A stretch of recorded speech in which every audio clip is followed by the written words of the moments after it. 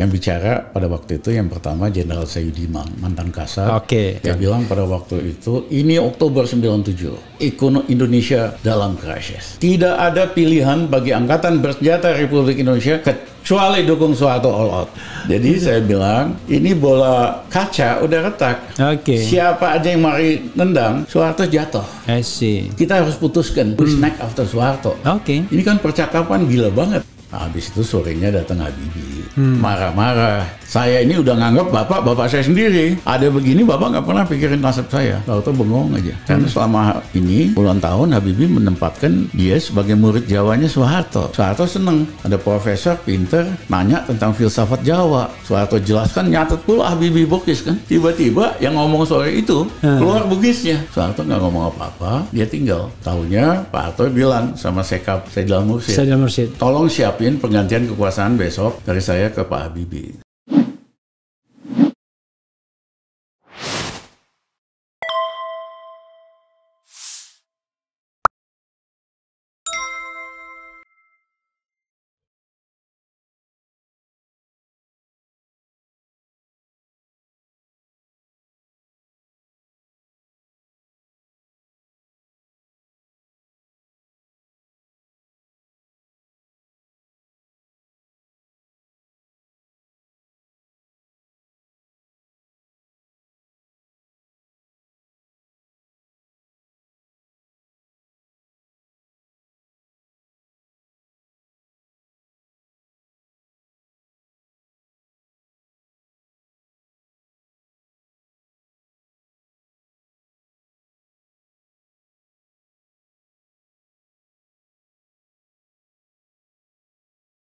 Itu zaman reformasi itu abang di mana posisinya? Seperti apa role abang waktu itu? Jadi Ekonet itu ada profesional, kegiatan profesional. Kita subsidi namanya public policy paper. Kebijakan negara dan publik. Dan ini free? Dan free, dikasih sama media, dikasih sama wartawan. Dan biasanya waktu itu nyaris jadi headline di mana-mana lah. Nah, kita pada waktu itu juga penasihat ekonomi Angkatan Bersenjata. Mabes. Di DPR. Itu kan ada fraksi ABRI, 100 anggota DPR. Yang tadinya nggak ngerti ekonomi, saham sama bond aja nggak ngerti, ya tugas kita buat ngajarin. Yang 100 kursi gratis itu kan? Iya kan?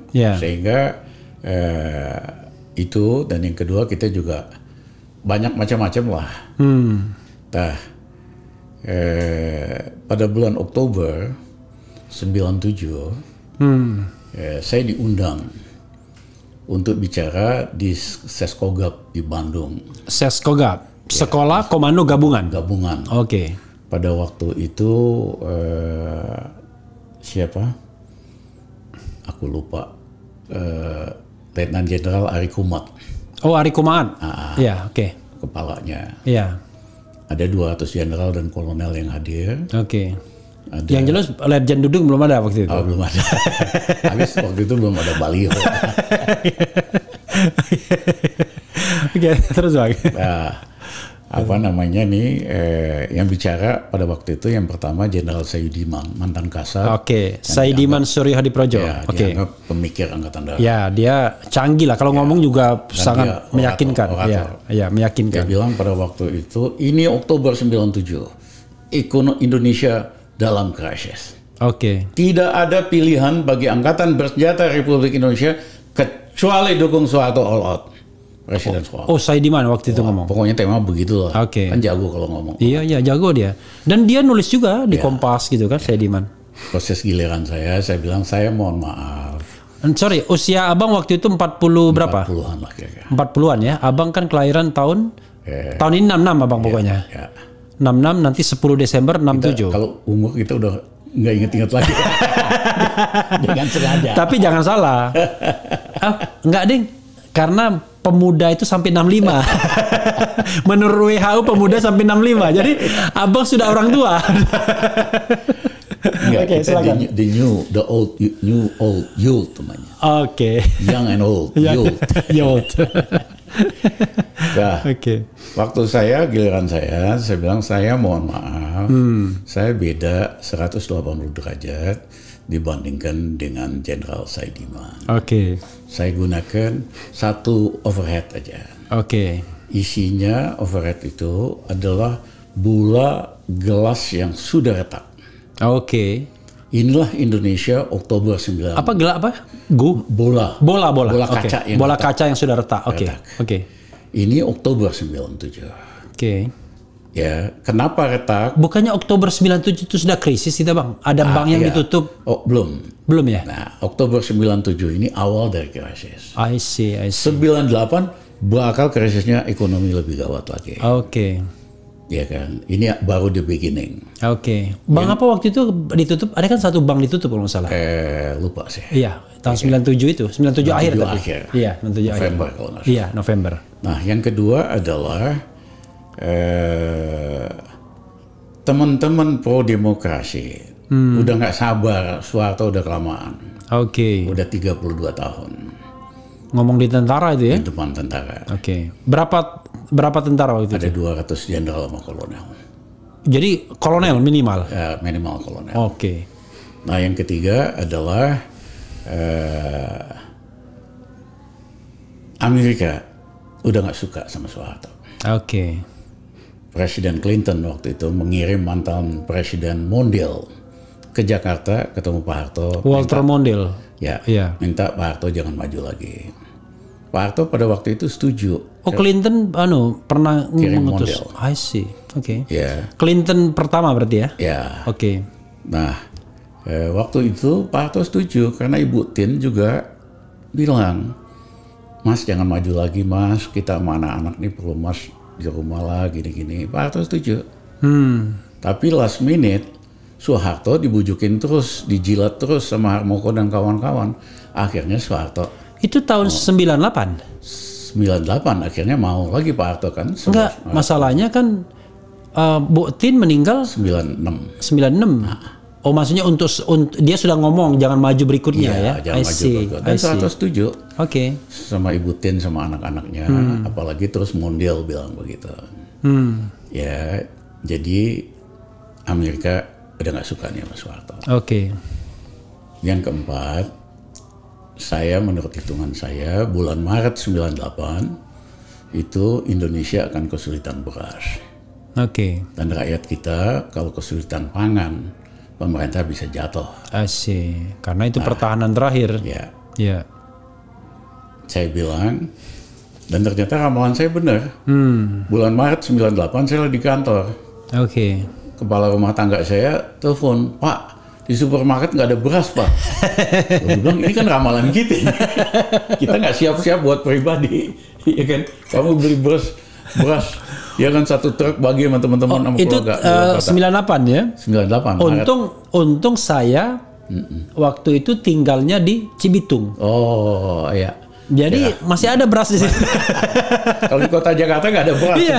Karena orang kan nyerbu semua kan mungkin kan. Jadi saya bilang ini bola kaca udah retak. Siapa aja yang mari nendang, Soeharto jatuh. Kita harus putuskan who's next after Soeharto. Ini kan percakapan gila banget dilakukan di Seskogap. Gitu. Iya. Dan masa Orde Baru. Gitu. Nah waktu sesi tanya jawab, kolonel-kolonel yang berani nanya, jenderal mah nggak ada yang berani. Hanya Pak Ramli, kenapa sih ekonomi bakal kacau lagi? Kenapa sih dulu Pak Harto kan disenengin sama Amerika, kok enggak? Terus gini-gini gitu. Nah waktu break makan siang, ya kan, saya di depan saya Pak Saidiman, sebelah saya itu Jenderal Ari Kumat. Saidiman marah banget sama saya. Waktu itu legend dia? Ari Kumat Letnan Jenderal. Yang Saidiman? Saidiman? Retired Jenderal. Retired Jenderal. Oke. Pak Saidiman marah banget. Saya nanya tinggal di mana di Bandung, berapa lama, apa segala macam. Refli, kalau orang Jawa udah marah, dia nggak jawab tuh pertanyaan. 4 kali.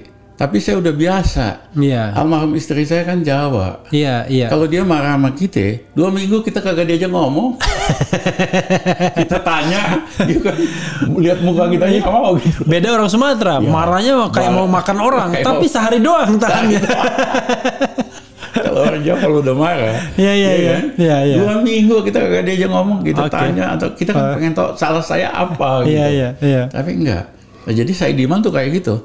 Saya tanya 4-5 kali dia nggak jawab. I see. Nah si Ari Kumot panik. Karena dia merasa abang timpe dia. Iya. Dan Ari Kumot panik juga, salah undang nih kan. Iya. Coba kita ajak bercanda-bercanda. Iya kan? Bubur Manado dan lain-lain.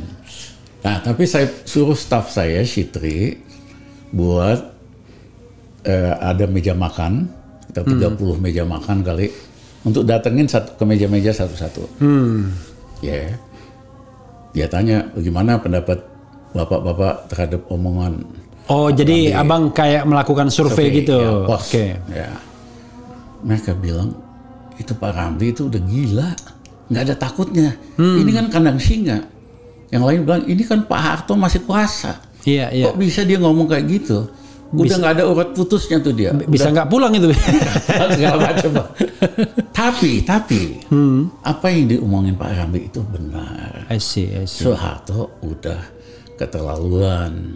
Ini jenderalnya yang ngomong, terutama anak-anaknya. Oke. Iya kan? Nah, sorenya Syitri lapor, Pak begini, semua bilang Bapak udah gendeng lah, ya, Wiro Sableng. Tapi yang diomongin tuh benar.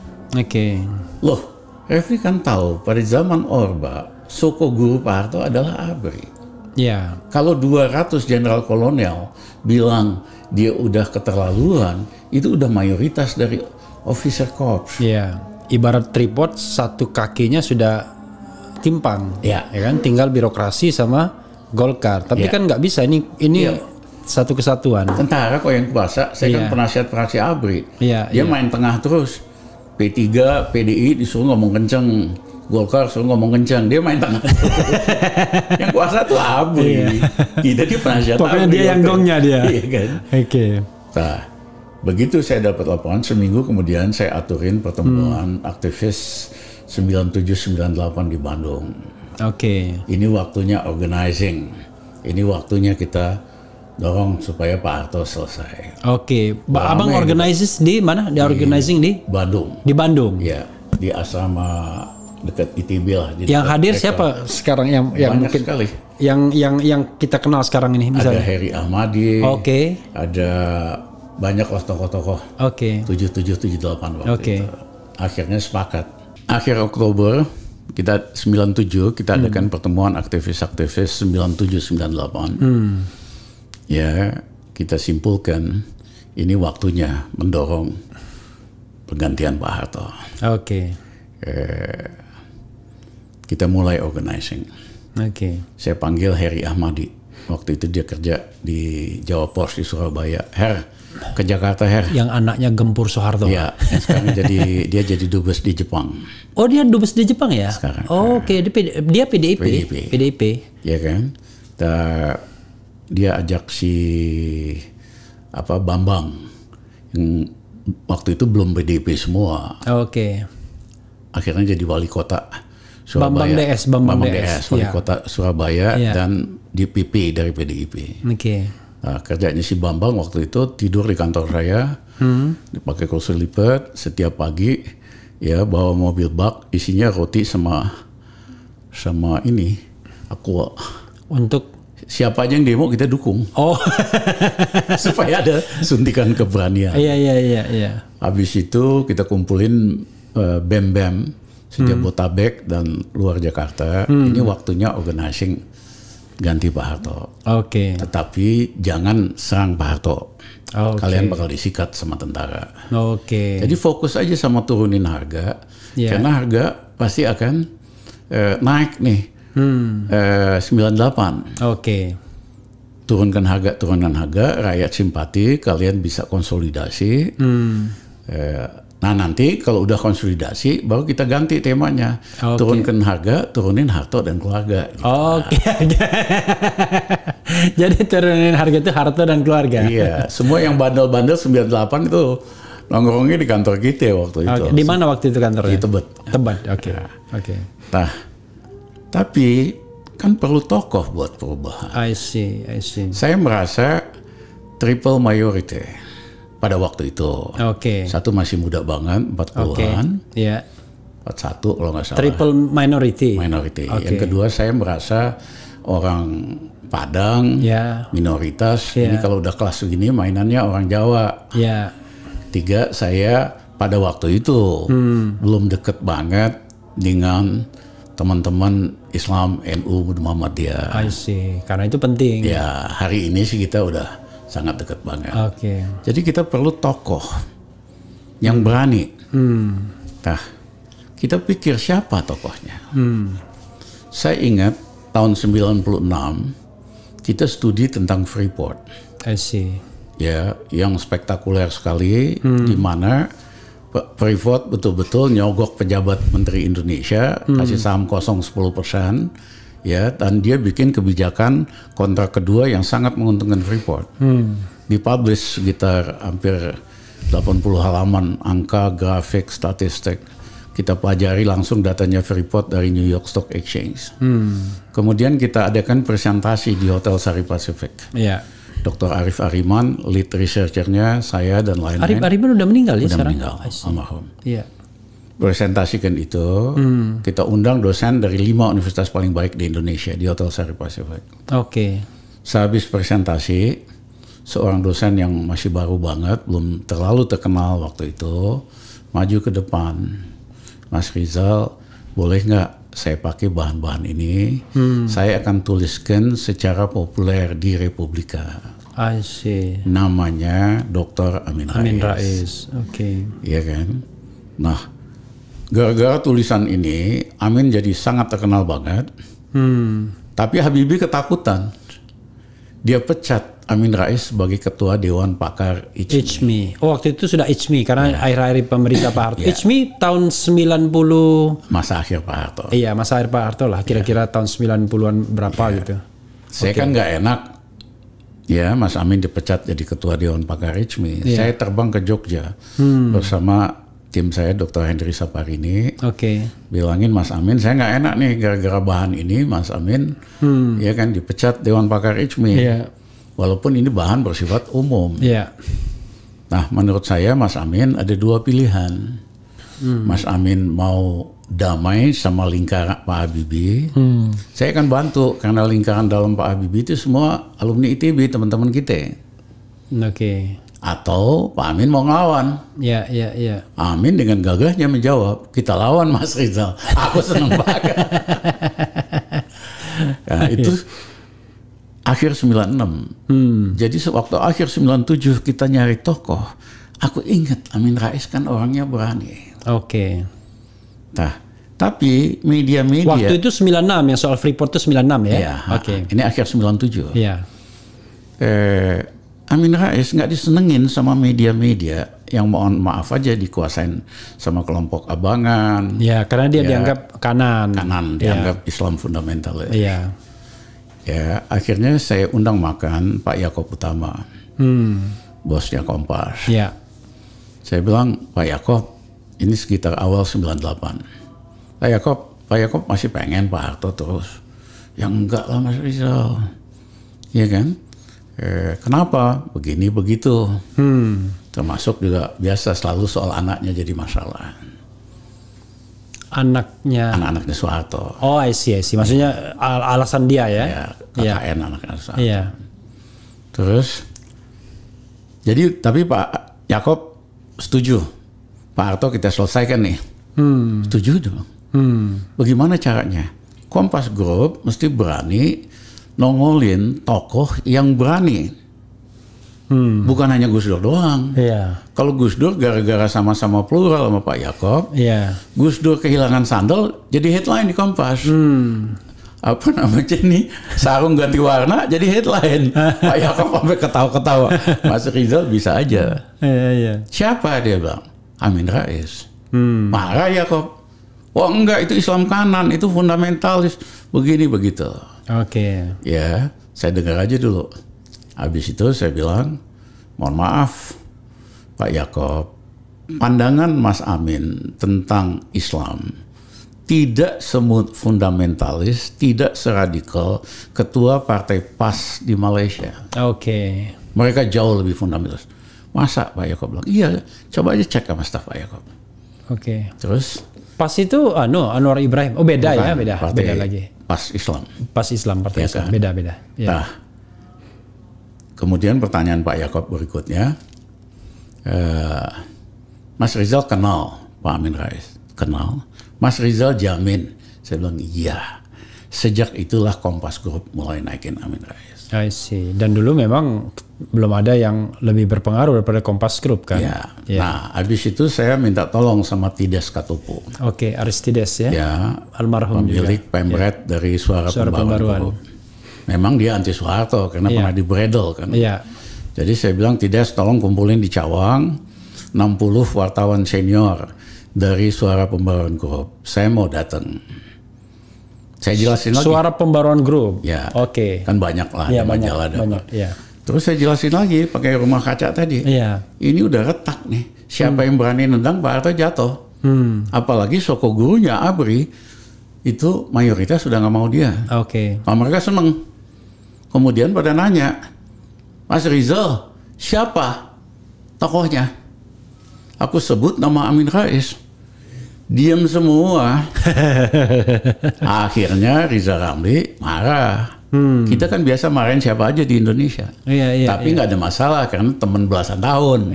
Kamu jangan coba marahin orang yang kamu belum kenal. Digebuk kamu. Bikin kita marahin. Mohon maaf. Di sini ini 50% Batak Kristen, 50% ini Manado Kristen. Pasti kalian kalau ada tokoh dari Islam nggak mau. Iya kan? Aku mau ngomong di mana-mana, mau bilangin Suara Pembaruan Group ngaku nasionalis, padahal nasionalis sempit. Ngaku anti primordial, padahal dasarnya juga primordial. Akhirnya setujulah mereka. Mulailah Kompas Group, Suara Pembaruan Group naikin Amin Rais. Nah, ingat bapaknya Barat Nasution, Dr. Hasibuan? Albert Hasibuan, akhirnya kan jadi salah satu pendiri PAN. Iya, termasuk pendiri PAN dia. Gunawan Muhammad juga. Nah, habis itu aku datengin Gunawan Muhammad. Saya sangat dekat sekali sama dia karena kita sama-sama di Boston pada saat yang bersamaan. I see. Saya mahasiswa PhD, dia jadi fellow di Newman Fellow di Harvard. Frederick Newman Fellow. Ya. Nah, Gunawan ini pada waktu itu masih muda, 50 tahun. Tapi otaknya banyak macam-macam, selalu lupa. Kalau ke ATM, dimakan ATM-nya sama mesin. Karena salah pencet 3 kali. Salah pencet 3 kali. Habis itu telepon gue, jangan pinjam gue duit dong. Iya kan, gue perlu duit banget nih. Gue bilang, telepon sekretaris lu, nggak mungkin jalan ini jam 3 pagi nih di Indonesia. Akhirnya kita nongkrong di Cafe Connection di Harvard Square, ya kan, temen. Saya ajarin dia Words. Belum bisa ngetik di komputer waktu itu. Word kan. Jadi dekat sekali. Nah, tapi kan Gunawan ini ada Islamofobianya. Saya ketemuin dia, Mas, lupain dulu dah itu dah, kita ganti Soeharto dulu aja. Dia bilang, iya sih, dia juga memang anti otoriter kan. Gimana caranya? Ya kita mesti naikin Tempo Group, naikin Amin Rais. Gue nggak mau begini begitu kan. Tapi waktu itu Tempo sudah dibredel kan? Itu setelah dibredel kan? Iya, setelah dibredel. Nah, akhirnya dia setuju ketemu Amin Rais, seneng sama Amin Rais. Makanya dia jadi salah satu pendiri dari PAN. Iya, deklarator PAN juga dia. Iya. Saya orang yang ngedit draft ADART PAN bersama Arif Ariman. I see. Waktu saya dibujukin Amin Rais jadi ketua PAN, saya nggak mau. Saya minta Arif Ariman jadi ketua partai PAN. Nah, saya waktu itu Taufik kan juga deket banget. Jangan lu masuk PDIP aja jadi salah satu ketua.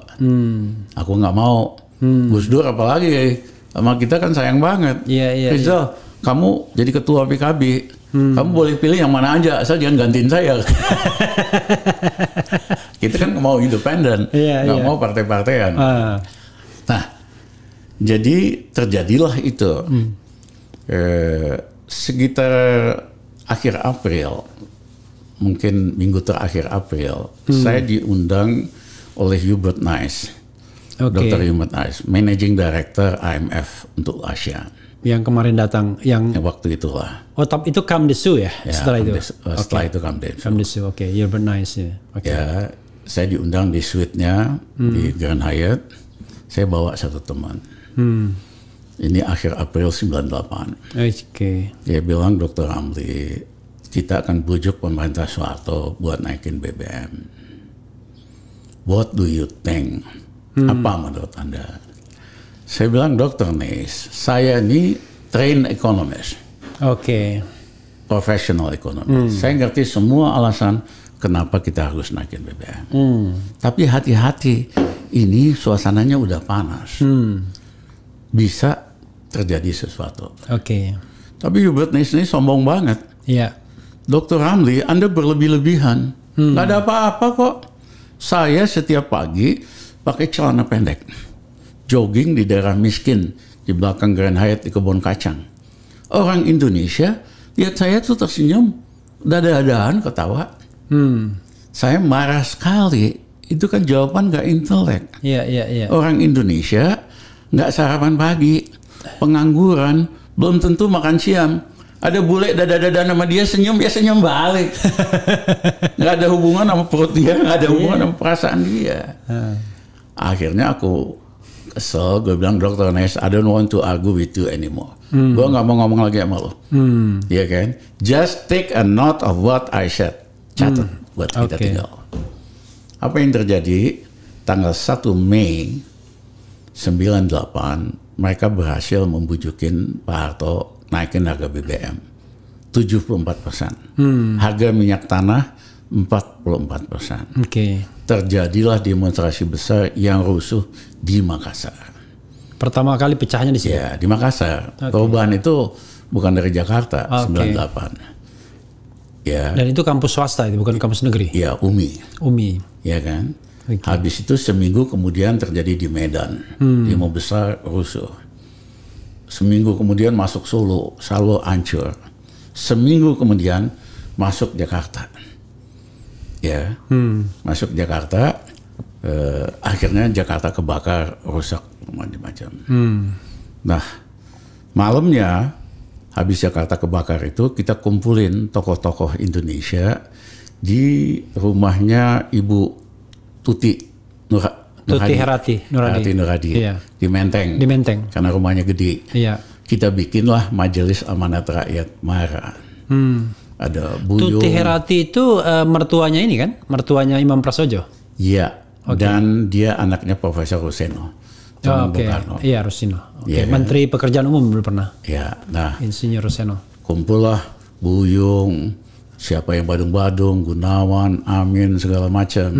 Kita keluarkan pernyataan Soeharto harus mengundurkan diri. Nah, karena suasana... Itu tanggal berapa itu? Itu 98 lah, sekitar tanggal, lupa saya, minggu ketiga gitu. Tapi poinnya, media berani muat, sebelumnya kan nggak berani muat. Iya. Nah, besoknya saya datang jam 10 pagi ke rumah Prabowo Sutejo. Ini Pak Harto, apa namanya nih, adik tirinya Pak Harto. Rumahnya di Jalan Diponegoro. Di depan rumahnya itu masih banyak bangkai mobil kebakar. Saya datang dengan tim saya, Nasyid Majidi. Saya bilang, Pak Prabowo udah kenal saya berapa tahun? Dia bilang, udah kenal 8 tahun sama Mas Rizal. Pernah nggak Mas Rizal minta tolong? Nggak pernah. Ya, biasanya orang kalau kenal saya pengen minta naik jabatan, minta proyek, minta uang. Mas Rizal saya kenal 8 tahun, nggak pernah minta tolong sama saya. Yang kedua, dia bilang, saya tahu Mas Rizal oposisi kritis terhadap Pak Harto, tapi hubungan sama saya kan baik. banget. Yang baik kita sering makan siang, sering diskusi. Karena Mas Rizal tahu saya suka belain pribumi. Dia kan ketua himpunan pengusaha pribumi waktu itu. Pak Prabowo, saya datang pagi-pagi ini jam 10, saya mau minta tolong. Apa? Pak Harto dalam perjalanan dari Mesir ke Halim. Nanti datang siangan. Ya kan? Saya minta Pak Prabowo jemput. Terus Pak Prabowo bujukin Pak Harto supaya ngundurin diri. Nggak pernah minta tapi sekali minta begitu. Saya tahu Pak Harto kalau lagi seneng dia nggak main sama Prabowo, dia mainnya sama Sweet Katmono. Happy. Tapi kalau lagi krisis dia hanya dengerin Prabowo Sutejo karena yang ngerti politik nih Prabowo. Yang banyak temannya Prabowo. Saya ingat sekali jawaban almarhum Pak Prabowo. Mas Rizal kan tahu kelakuan bangsa kita. Kalau kita lagi kuasa, pantat kita dijilat sama basah sama mereka. Ngomongnya begitu. Tapi kalau kita nggak kuasa, kita ditendang-tendang. Apa jaminannya kalau Pak Harto mundur, keluarga Pak Harto nggak ditendang-tendang? Saya bilang mohon maaf Pak Prabowo, Bung Karno jasanya besar sekali buat Indonesia. Begitu Bung Karno jatuh, dia itu keluarganya di non persona gratakan. Anak-anaknya ditendang semua keluar dari universitas. Guntur dikeluarin dari ITB, dipaksa keluar. Megawati dari Unpad, semua anak-anaknya nggak boleh ada yang kuliah. 32 tahun tidak boleh diwawancara oleh satu pers pun. Nggak boleh bisnis, nggak boleh apa-apa. Itu Bung Karno loh jasanya. Yang lebih gede dari Pak Harto. Pak Harto, ya kan? Jasanya mohon maaf lebih kecil dari Pak Bung Karno. Ini korbannya udah ratusan yang meninggal, luka-luka ribuan. Kalau Pak Harto ngotot terus berkuasa, ya mohon maaf, Pak Prabowo tak uber. Itu kan ada premannya dikit. Pada timing yang tepat. Kalau timingnya salah kita dipenjara langsung. Akhirnya Prabowo setuju jemput Pak Harto. Siangan itu. Datang ke Pak Harto datang dari Mesir waktu itu sampai di Halim. Cuman salaman aja hello sama menteri. Hanya mau ngomong berdua dengan Jenderal Wiranto, Pangap, Menko Pertahanan, Menhan Pangap, ya kan. Ketemu berdua. Pak Harto tanya bagaimana perkembangan situasi. Begini terjadi kerusuhan di kota ini, korban ini itu. Pertanyaan Pak Harto yang kedua yang paling penting, apakah ABRI bisa mengendalikan situasi? Pak Wiranto jawab, mohon maaf Pak Presiden, ABRI tidak mampu mengendalikan situasi. Kecuali Pak Presiden perintahkan kita all out. Kita ABRI akan all out, tapi korbannya akan berlipat-lipat. Soeharto nggak ngomong, tinggal pulang ke Cendana. Refli, jawaban Pak Wiranto ke Pak Harto nyaris sama dengan penjelasan saya kepada Prabowo Sutejo. Benang merahnya di mana? Benang merahnya pada waktu itu Rizal Ramli adalah penasihat ekonomi Angkatan Bersenjata. Penasihatnya Jenderal Wiranto. Gitu. I see. Nah malamnya Pak Harto pulang ke Cendana, Prabowo baru bisa ketemu. Pak Harto bilang, kita masih bisa kok kendalikan situasi. Kita perintahkan aja ABRI all out. Pak Prabowo bilang, mohon maaf Mas, kalau kita all out, keluarga kita bisa dihabisin. Akhirnya Pak Harto nyerah. Kalau begitu besok kumpulkan di istana tokoh-tokoh. Saya mau bicara, ya kan, minta dukungan mereka. Saya mau bikin komite reformasi. Nah, besoknya Saidilah Mursyid panggil Gus Dur dan lainnya. Saidilah Mursyid itu Menteri Sekretaris Kabinet. Ya kan? Si Yang lain kumpul di rumahnya Prabowo Sutejo, Ketua MOE, Nurholis Majid, ke istana. Pak Harto bilang, ini situasinya gini, saya mohon dukungan bapak-bapak untuk kita bikin komite reformasi. Butuh waktu 3 bulan untuk memilih pemimpin Indonesia berikutnya. Nah, semua rata-rata ngomongnya setuju semua.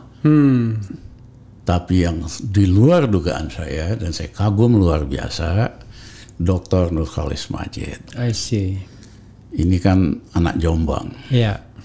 Dia berdiri pakai bahasa Jawa yang kasar lagi sekali. Pak Harto, wes Pak Harto. Pak Harto wes warek, wes.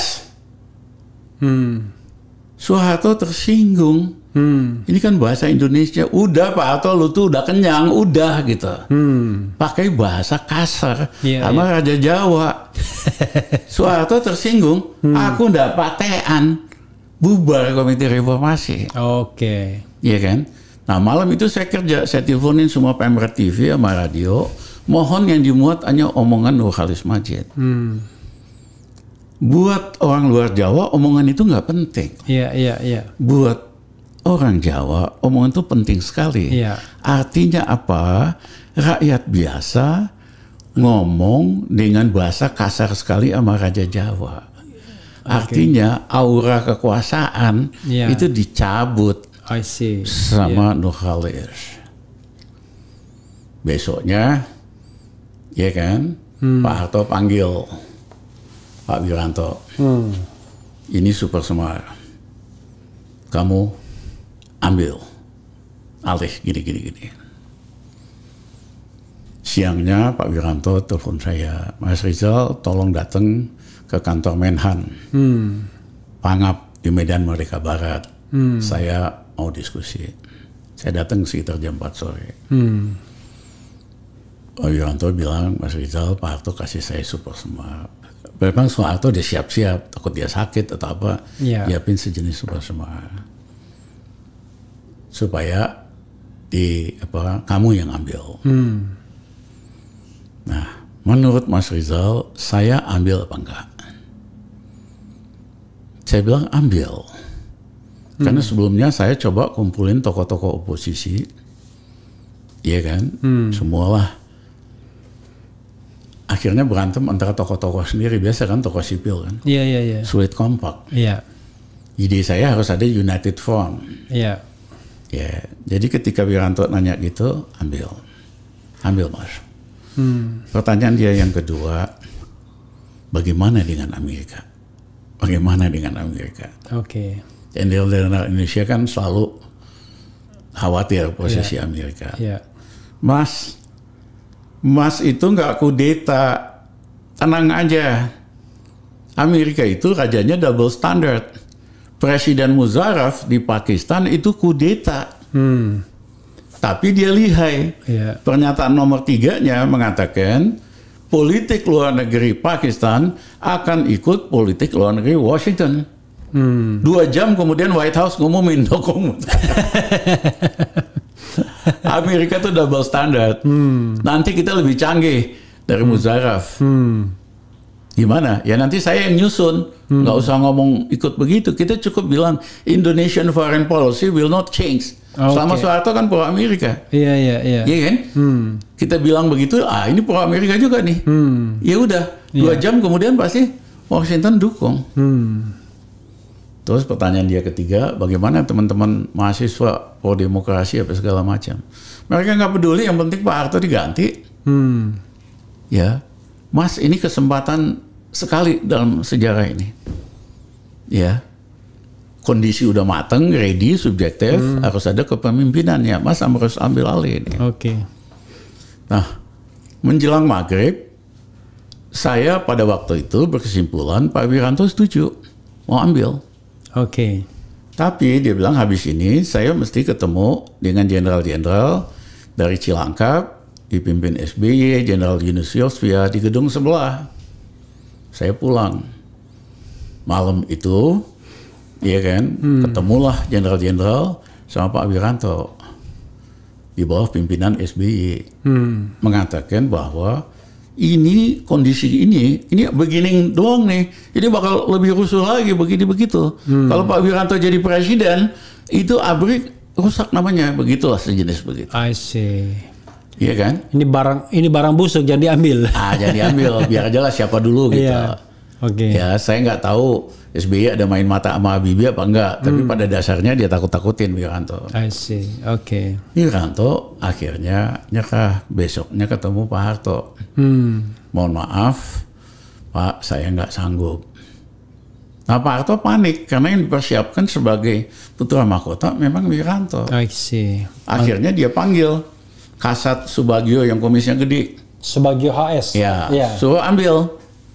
Ternyata Subagio juga bilang, mohon maaf, ya Pak Wiranto aja Pangap aja nggak sanggup. Apalagi saya Pak.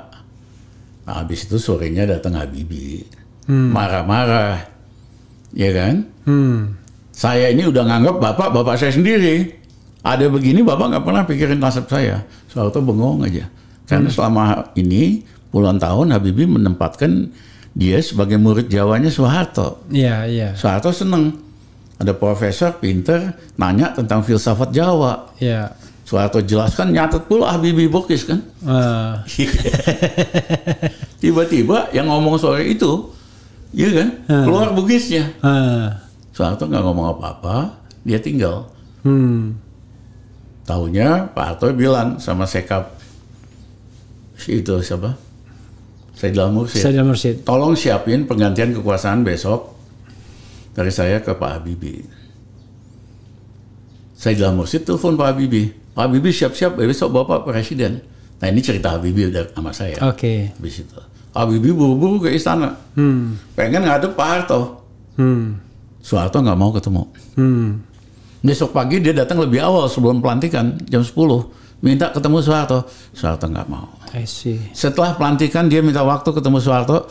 Soeharto nggak mau. Nggak mau. Menurut Habibie, sampai Pak Harto meninggal, 50 kali dia mencoba berbagai jalur buat ketemu Pak Harto. Pak Harto nggak mau. Sampai inilah begitunya ya. Raja Jawa. Iya.